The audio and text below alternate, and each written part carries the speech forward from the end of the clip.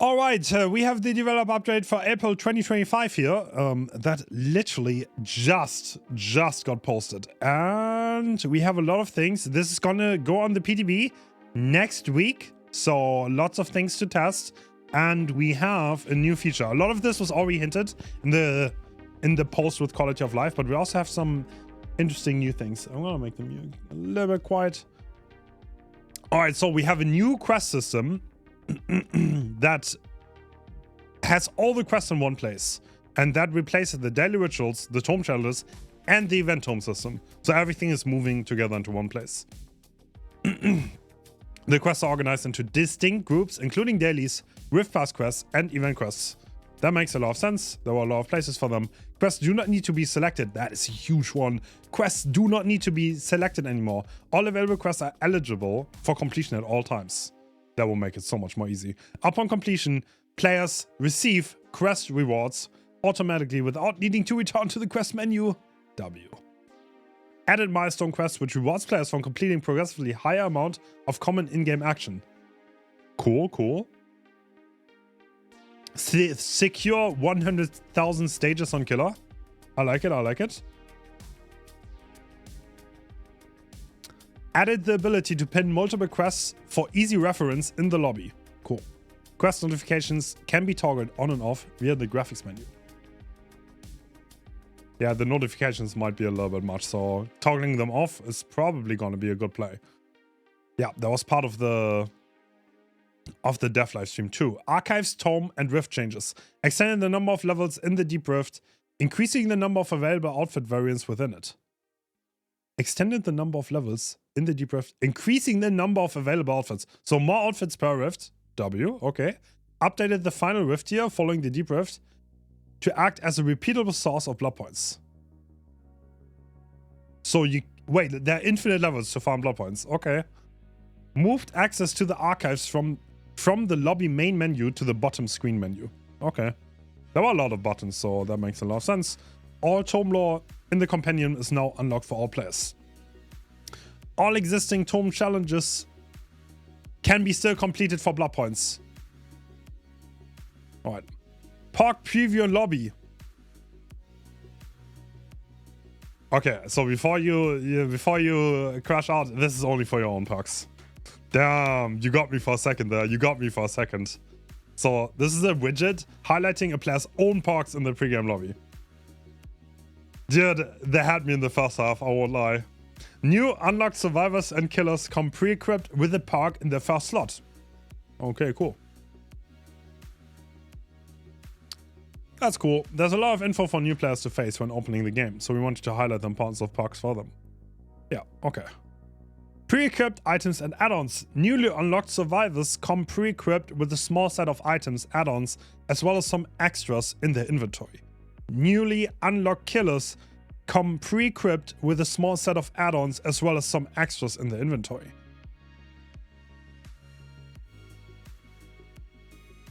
Oh wow. Wait, you get free stuff when you unlock a survivor? Wow. Cool. That is cool. I wonder, like, it's probably going to be brown and yellows, but it always feels bad to have a new killer and you have nothing on them. Because playing parkless just sucks, to be honest. And like, I'll be honest, I'm not a big fan of unlocking park slots, period. There's something there where I think you could maybe unlock some beginner build on certain killers. That would be cool, because like playing without parks just generally also kind of sucks, so yeah. But it's cool to have some add-ons to go, yeah. And you can also incentivize people to use some beginner-friendly add-ons. That's cool. That is cool. Unhook spam prevention. Each survivor can attempt to unhook another 3 times. On the next attempt, they cannot cancel this interaction. So the hook tag is effectively gone. Each survivor's individual unhook attempt count resets when the hooked survivor exits.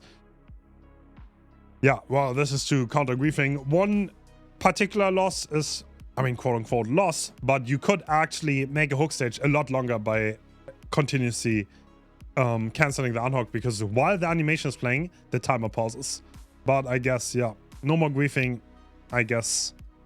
Yeah, that is the thing. I don't particularly care, but little bit of skill expression gone. Not good. Improved skill check safety net.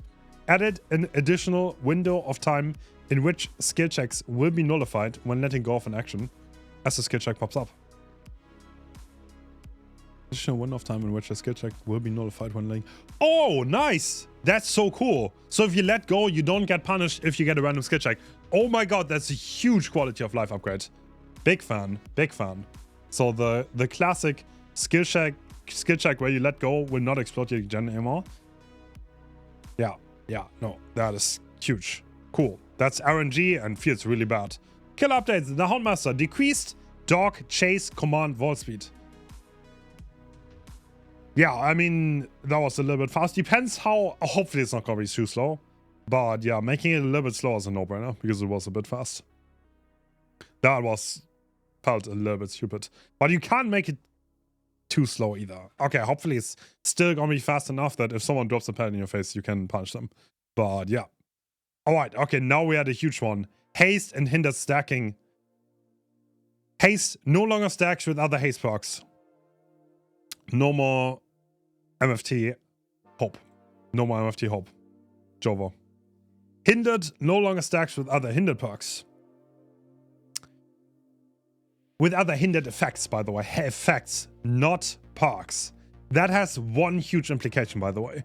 If the killer has haste or hindered on their base kit, they cannot use haste or hindered perks, or it's severely weakened, which I'm not a big fan of, to be perfectly honest. Because that gatekeeps these perks for these killers. So for example, if you have Rapid Brutality on Clown and you yellow bottle yourself, you get rid of the Rapid Brutality effect. So yeah,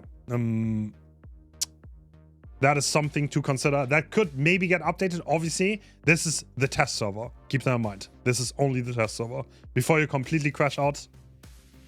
Yeah, but that's one thing that I'm kind of worried about, to be perfectly honest. So Rapid Brutality on Singularity, Rapid Brutality on Clown will probably not make that much sense anymore. Updated status effect widget to display current haste and hindered values. Cool. So now on the right of the screen, where you have your status effects, if you're hasted, you see how much haste you have. Really cool update. Like that, big fan. Updated the perk description to change base movement speed adjustments to haste or hindered. Okay. Introduce small boss to perk, which previously relied on stacking. Ooh la la. We're gonna get some haste buffs. Who would have thought? Yeah, I don't know how to feel about this one. There's some big nuance loss. I don't know if you should only restrict this to perks, I think. That would be my first thought on this. Because it does feel pretty bad that killers who rely on this, like Clown's entire identity is slowing the survivor down and hasting himself up. That's like literally all he does. So he cannot use perks anymore. Not a big fan of that. So yeah, we need to see. But yeah, historically stacking status effects like haste or hindered, as well as base movement speed changes, has led to circumstances where certain punk combos end up far more powerful than intended. By streamlining these effects, you'll only ever move as fast or slow as the highest haste or hindered effect active. Stay tuned for the PDB patch notes. This is going on the test server. I'll say it once again, this is not the end of the world. Things can change. Alright, Penti, everyone's favorite perk. No way, it finally made it. Oh my god, this took so long. This took so long. So, when the totem is rekindled, Survivor's healing and repair speed is reduced. This effect is increased for each additional rekindled totem. If all 5 totems are rekindled simultaneously, all totems are permanently blocked. Okay, there are no values here. Survivors cast by this perk see rekindled totems auras within a small radius, so it's way easier to find. Hex Pentimento no longer reduces recovery speed when down or get opening speed. Why is this? Okay, so I don't know. This perk is not gonna be dead. I can tell you that much. So obviously it's healing and repair speed. So the overall value is obviously gonna be lower, but this effect increases the more tokens you have and the more totems you have rekindled. If you actually still get 5, then they still block. Yeah, without the percentage, this is very hard to grasp, but I don't think this perk is dead. I don't think this perk is dead, and that was not the intention anyway. The intention was not to kill this perk. We need to see. I think totem perks are ridiculously strong right now. I think everyone's like kind of sleeping a little bit on Penti and Thrill together. I think they have insane synergy. It's no secret that Hex Pentimeto's repair speed debuff is the strongest effect and main draw. With this change, we moved away from giving the full power of this debuff of 1 totem. We gradually increase healing and repair speed. Debuffs give this effect a more gradual power curve. This preserves its focus on slowing survival progression without being too dominant at 1 perk. And the aura reading to help solo queue teammates find the Penti mentor, because that's like the thing that really annoys me with the perk. If you cleanse your plaything, you are responsible for the Penti. You! I'm listening. I know you're watching. I know you're watching. You are responsible. Alright, just saying. Alright, and that's it. That's it for this update. So Penti is getting a little bit of a rework. We have Haste and Hinder stacking, which I'm kind of on the fence about, and some Hotmaster nerfs. And yeah, that's it. That's the dev update for April 2025. Interesting stuff. PTBs next week. See you then.